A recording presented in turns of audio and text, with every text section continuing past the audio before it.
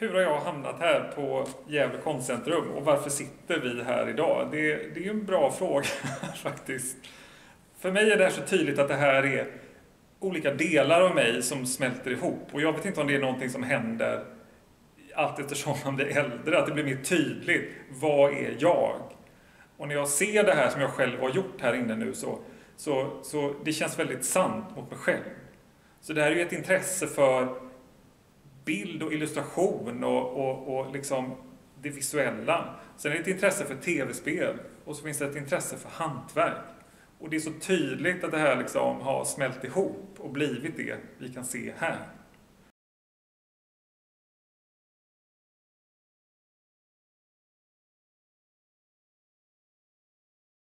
När jag pluggade i Stockholm, jag pluggade på Beckmans i Stockholm. Och när man pluggar så fyller det väldigt mycket. Och jag ville göra någonting för mig själv. Och det var väl då jag började få kontakt med mitt gamla jag liksom. Och det jag gillade att göra. Som barn, som tonåring. Och det handlar om tv-spel och hantverk. Och jag hade en idé under en lång tid att göra ett broderi från ett tv-spel. Och jag har experimenterat med det redan i skolåldern. Men det var någonting jag ville göra. Och när jag pluggade där då på Beckmans, då var det liksom läge för det. För det var den perfekta balansen till plugget. Så jag gjorde en tavla, den tog 2 år att göra. Och det var från ett spel som heter Seiken Densetsu 3. Som är ett japanskt spel som nu har det släppts i väst efter så här 40 år, 30 år, 20 år. Men då var det väldigt så obskyrt. Otroligt vacker grafik. Och det jag gjorde då var att jag tog bort förgrunden och gjorde bara bakgrunden som motiv. Så det är som en horisont och moln och ett natursceneri kan man säga. Så gjorde jag den och sen blev den klar då. Jag vet inte vad som drev mig att göra det här, men den blev klar. Det tog 2 år. Och sen insåg jag ganska snabbt att jag ville göra fler bilder. Och det var fler spel, det fanns fler tekniker. Så jag gjorde ju 4 bilder till kanske. Och på den tiden så handlade jag garn i en garnbutik i Stockholm på Drottninggatan i Backen. Och då frågade hon mig där, för man blir lite så här bundis när man hänger där flera gånger i veckan och köper massa garn. Och då frågade hon om jag ville ställa ut där. Och jag var väl så här, förstod ju inte det riktigt och tyckte det var pinsamt och sådär. Men hon stod ju på sig och även folk i min närhet som uppmuntrade mig till det. Så då gjorde jag det. Och sen hängde de där i skyltfönstret då. Och sen tog det ett par dagar så sa hon att det är någon som vill komma i kontakt med dig. Och då var det en gallerist som har ett galleri och som gick förbi där varje dag på väg till jobbet. Så det var ju bara ett sammanträffande. Och där hängde mina tavlor. Och vi pratade då, jag började ju förklara vad det är jag gör. Men då sa ju han direkt att jag förstår vad det är du gör. Du behöver inte förklara det. Och det var ju liksom, det var nog första gången jag kände att någon förstod vad jag gjorde.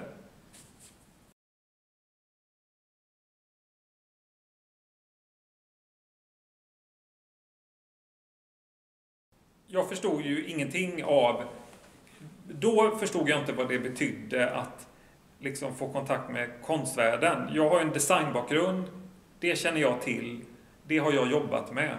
Men konstvärlden för mig var rätt okänd. Så jag gick ju in i det här som ett blankt papper kan man säga. Utan förväntningar, utan förkunskaper. Nu i efterhand har det väl varit både en styrka och en svaghet som jag ser det. Men i det stora hela är jag ändå glad att jag inte visste så mycket. Och det här gallerisamarbetet ledde ju till flera utställningar där och utställningar utomlands. Offentliga institutioner som ville visa mig. Och det är ju ett samarbete som pågick i 10 års tid. Så att det gjorde ju att jag kom i kontakt med betraktare av min konst som jag inte hade gjort annars.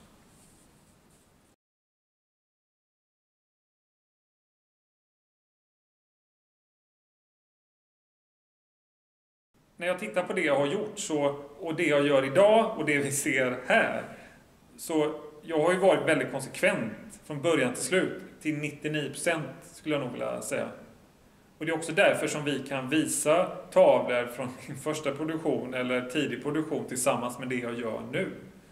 Så att den rösten eller det jag vill säga med det här, det vill jag nog påstå har varit hyfsat konstant.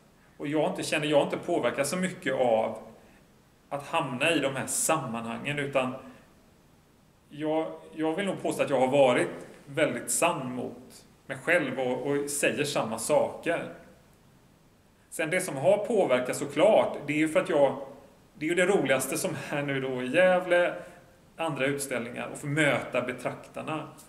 Och jag är ju som en vampyr. Jag vill ju liksom vad tycker du om det här? Det måste inte vara bra.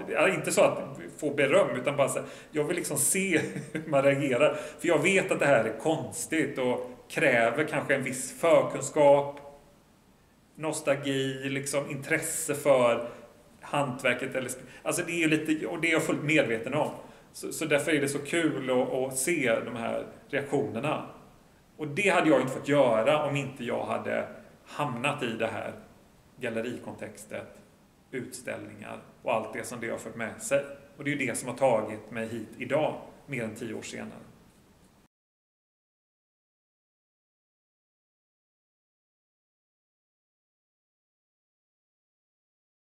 Jag har jobbat som designer med barnkläder på Polen och Pyret. Det passar ju mig lite lekfullt. Jag insåg ganska snabbt att jag inte ville hålla på med coolt mode, utan barnkläder var ju mer jag. Och det kan man ju se här. Alltså det är ju rätt logiskt. Och efter det jobbade jag på Lego som designer på Lego och gjorde illustrationer på figurerna. Jobbade med både dagis och lite äldre barn. De olika produkterna de har. Så att jag har jobbat som designer i rätt många år också. Och det är väldigt tydligt hur jag liksom angriper den här processen med att ta fram de här verken, är ju såklart väldigt färgad av det. Och hur jag lägger upp mitt arbete. Och jobba som designer kommersiellt är väl det största missförståndet som finns, tror jag. För att alla som jobbar som designer kommersiellt vet att du har det är en så här liten del där du kanske faktiskt skapar. Och sen har du en så här stor del som handlar om annat. Administrativa beslut, budgetar, pengar, marknadens önskemål. Alltså så.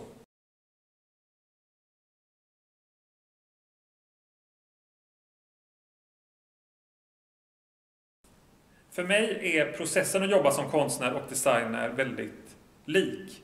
På det sättet hur jag lägger upp det här. Att jag jobbar systematiskt med min urvalsprocess. När jag väl har bestämt någonting så låter jag det ligga. Och sen går jag vidare. Alltså man kan inte hålla på och gå fram och tillbaka. Alltså man kan göra det, men jag måste också vidare så jag får ur med de här grejerna. För syftet med det här är att jag vill få ur med mina idéer. Och jag vill få ur med så mycket som möjligt.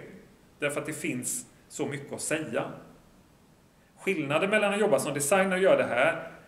När du jobbar som designer då har du en jättekort, eller en jättelång förprocess där man diskuterar fram och tillbaka. Vad ska man göra? Hur ska det vara? Och sen har du en väldigt kort utförande process där du faktiskt ritar de här grejerna eller gör det här konkreta jobbet. Medan i det här då så är det omvända förhållanden. Så det är en jättekort urvalsprocess. Och det är synd, för det är så himla roligt. Men sen är ju den här produktionsprocessen då som jag gör för hand, jag broderar det för hand, tar ju rätt lång tid. Så det är omvända förhållanden. Så där är en skillnad.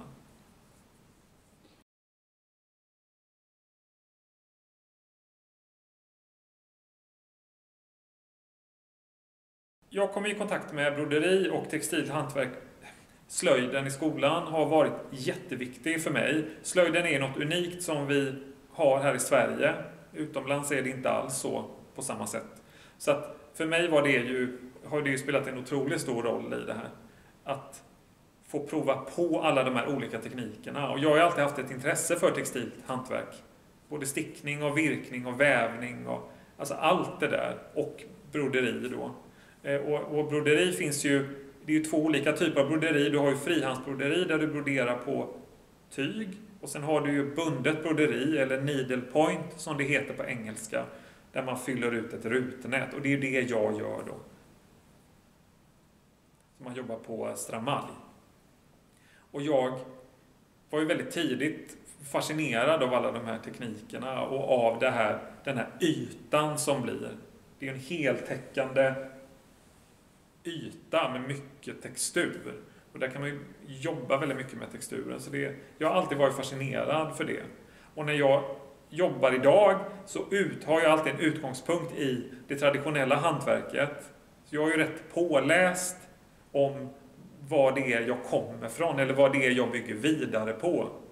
Och det tillåter ju också mig sen att kunna bryta mot de här reglerna då. För det finns ju mycket så normer och som det gör i mycket traditionella hantverk. Och det är ju kul att bryta mot det och vara lite olydig också. Men jag är nog ganska så. Jag håller mig ganska mycket till. Jag remixar mer, tror jag, mediet. Det skulle jag nog vilja säga. Än att så här bryta mot det helt.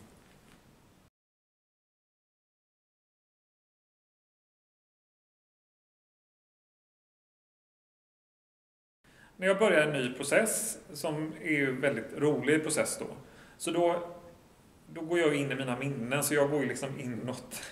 Och det som är oftast när jag sitter med och jobbar med nya grejer, då har jag rätt mycket tid att tänka på vad jag ska göra sen. Så det finns liksom en så här bank av idéer som jag går in och plockar fram när jag ska börja med någonting nytt. Så att det handlar ju om minnen.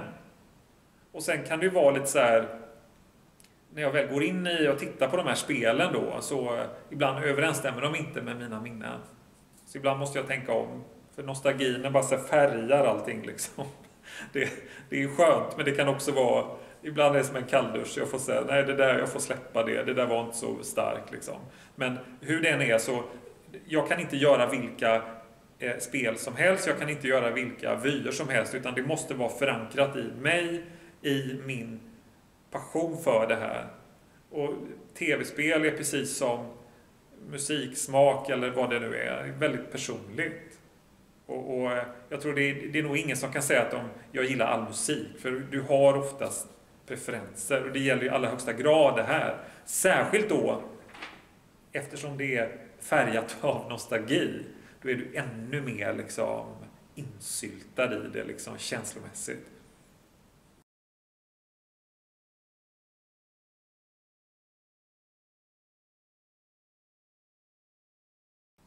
När jag börjar då i processen så går jag in och tittar på de här. Jag får spela spelen, jag får spela det här avsnittet som jag visste jag ville göra de här rosa valarna. Då får jag liksom så här gå in och titta på det förloppet. Vad händer i det här förloppet? Hur många liksom flygande elefanter kommer det? Vad har jag för möjligheter? Vad kan jag göra? För det jag gör sen är att jag komponerar de här bilderna. Så att jag sitter inte och gör screenshot efter screenshot och hoppas att det ska bli den jag vill ha. För det duger inte. Utan jag lägger upp de här bilderna på så sätt att jag kan manipulera var saker finns. För att komponera en bild som jag vill ha den. Sen är det ju alltid inom ramarna för vad som är möjligt i spelet såklart. För jag vill ju vara sann mot mitt referensmaterial. Men det man alltid kan se i de flesta bilder är att jag har pillat på det. Det är att gubben oftast är lite till vänster. Lite till vänster i bilden. Men i spelen är man alltid i mitten. Men det kan bli lite så här, så att där bryter jag lite mot reglerna kan man säga.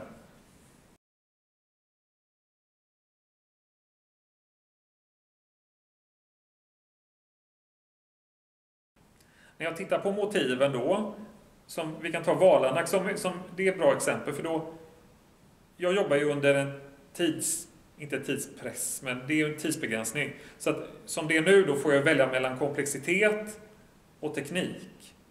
Så att är det ett komplext motiv, då är jag nästan tvungen idag att jobba med en teknik som är enklare och går snabbare. Men om jag vill jobba med en komplex teknik, som här då, det här är ett stygn som man bygger upp över flera pixlar och tar ju, alltså det fyller ju mer, det tar längre tid och det tar mer plats. Så att jag skulle inte kunna göra den här tekniken i ett komplext motiv, för det skulle inte komma fram.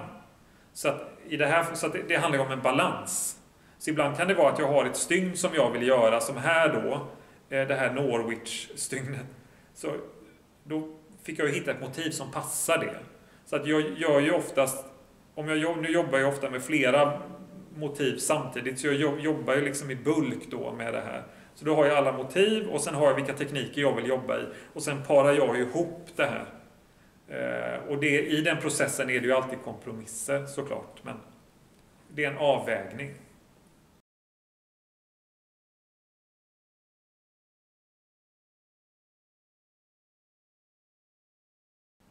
Det som är bra med det här hantverket är att det är inte så svårt, utan det är mer så här, det är lite pilligt och det är tålamodskrävande.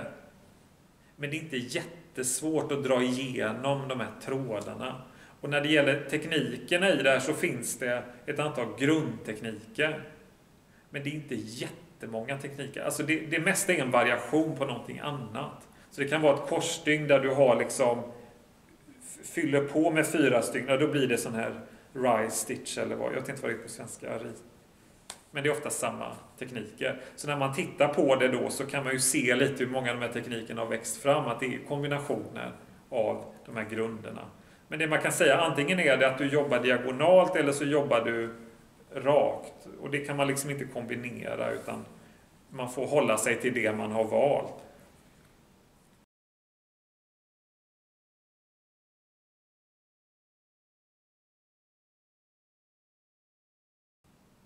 Om jag håller på heltid och syr, vilket jag har gjort i perioder, då sitter jag ju minst 8 timmar per dag. Då kan jag ju få ur mig en tavla på 3 veckor kanske. Och sen tillkommer det ju, det är både förarbete och efterarbete, och jag räknar ju aldrig med det i processen. Så att det tar egentligen lite mer. Men oftast jobbar jag kanske med 2 tavlor samtidigt. Och då blir det ju längre tid kalendermässigt, men det är fortfarande, så det är väl typ de största tar väl 1,5-2 månader att göra den här storleken, kan man säga. Sen tar det ju längre tid om det är fler färger. Alla som håller på med hantverk kan ju relatera till det här. Och sen kan man väl säga, även om det här då är mycket av en färg, så är det ju inte värre än att sticka en tröja där du sitter med bara en färg, liksom maska efter maska. Så jag tycker ändå det här är ganska stor variation. Medan en del då kan tycka, hur kan du orka sitta och göra allt det här turkosa? Men jag menar, det är inte så.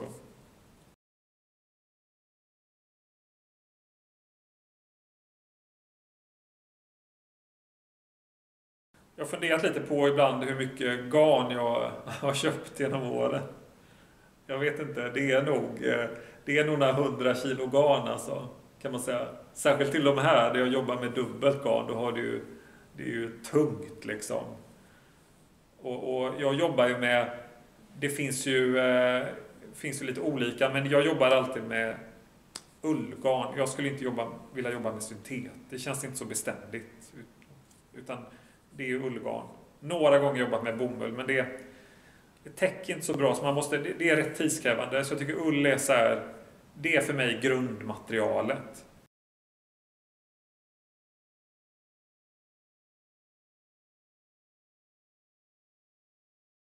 Jag älskar ju romantiken. Och ju mer, alltså den epoken av klassisk måleri. Och ju mer jag liksom går in i det, desto mer inser jag hur mycket det jag gör platsar in där. På många sätt. Och inte bara på det här måleriska sättet, men också att det jag gör också har liksom en kitschig aspekt. Som man också kan tycka om romantiken. Så jag känner det är liksom precis där jag är. Och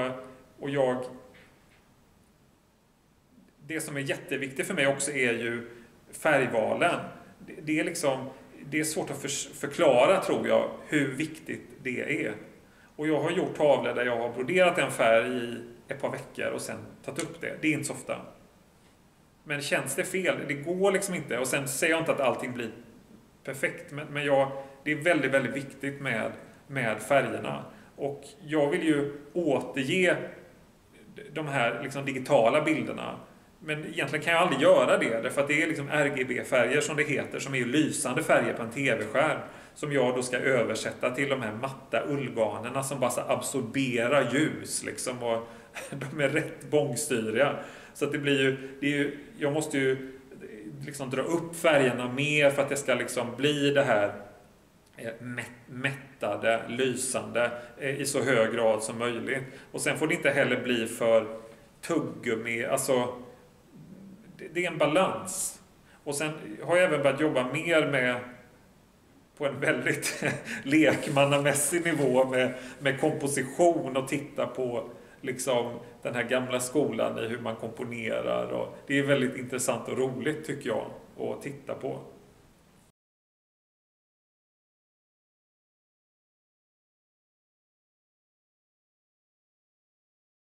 Men jag har utställningar som här då, och så är det vernissage, och så är det så kul, för nu har jag ändå hållit på ganska många år, så det är så kul att se vem som kommer och tittar. Så här. Och då är det så tydligt då att det finns ju, dels så har man ju besökare som har ett konstintresse. Och sen finns det ju de som har ett tv-spelsintresse. Och så är det ju de som har ett hantverksintresse. Och både tv-spel och hantverk är ganska lika, för de här personerna kan vara rätt nördiga. Alltså.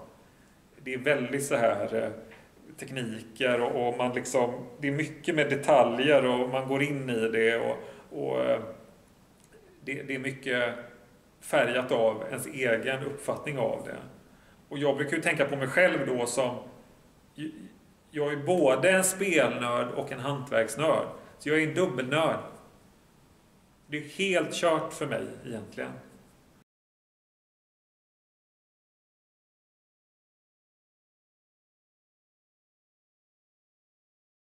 Det som är bra tycker jag med att ha hållit på länge med någonting är att, eller i alla fall så som jag är, att jag är ganska så här självkritisk och självrannsakande. Jag vill också veta, jag pratade ju om där i början, de första tavlorna jag gjorde, eller broderierna, gjorde jag ju för mig själv utan mål och mening. Jag bara gjorde. Så. Men jag kan ändå fatta att någonting har ju drivit mig till det här. Varför håller jag på? Vad är kärnan i det som jag faktiskt gör? Och hur kan jag sitta som en fakir liksom, timme efter timme efter timme och dra i de här trådarna? Och jag tycker nu när jag tittar på det nu så är det väldigt tydligt att det handlar liksom om att ge upprättelse åt olika saker. Så att till viss del handlar det om hantverket, men framförallt så handlar det om de här spelen. Och för mig handlar det om att det här är ju en plats där jag har hittat, eller där jag hittar kultur, där man inte trodde att det fanns kultur. Och det finns ingen som kan tala om för mig att det här är ytligt eller kitschigt eller inte betyder någonting, eller att det är ett nischintresse, eller att det är liksom att det inte är värt någonting. För det är det. Och det här har påverkat mig så otroligt mycket i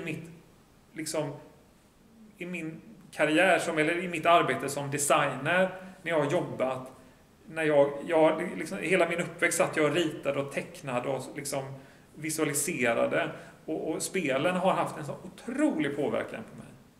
Så jag vill ge tillbaka till spelen, tror jag, samtidigt som jag vill liksom ge upprättelse åt det här. Jag vet inte om jag skjuter över mål, men det här är grunden i mitt konstnärskap.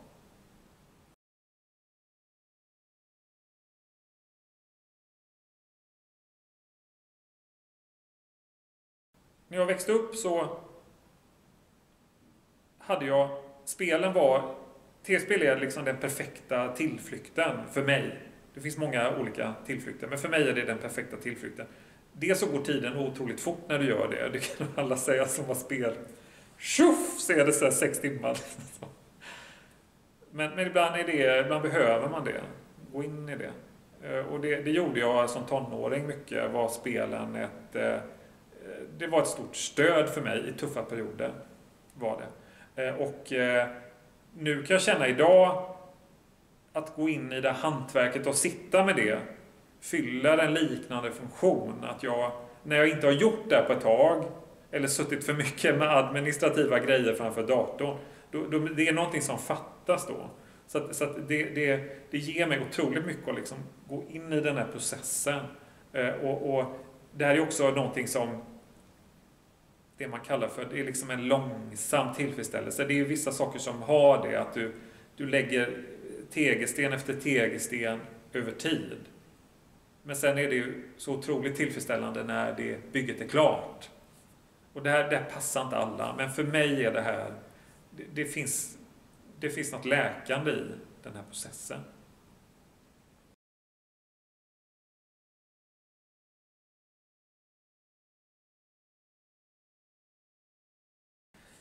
När jag ser det som hänger här inne nu, så dels när jag kommer in så brukar det ofta kännas så här: vem har gjort det här?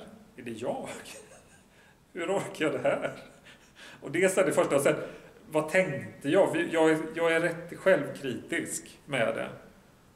Så jag tror att jag går runt och analyserar ganska mycket. Vad hade jag kunnat göra bättre? Vad hade jag kunnat bygga vidare på mycket mer än vad jag gjorde? Så att jag skjuter ju lite från höften till viss del för att se, ja, men vad funkar i verkligheten. Och det går jag ju runt och analyserar nu. Sen jobbar jag också nu med nya verk. Så jag ligger ju längre fram på ett sätt också. Så att när saker väl hänger på väggarna, då har jag har ju kommit vidare en bit. Så att ibland måste man får ju gå tillbaka lite. Men vad tänkte jag där, och vad var det jag ville säga med det här? För då nu är jag inne i en ny process. Så att, och det kan jag tycka är bra också, för att det ger mig liksom en liten liknande utgångspunkt som besökarna som aldrig har sett det förut.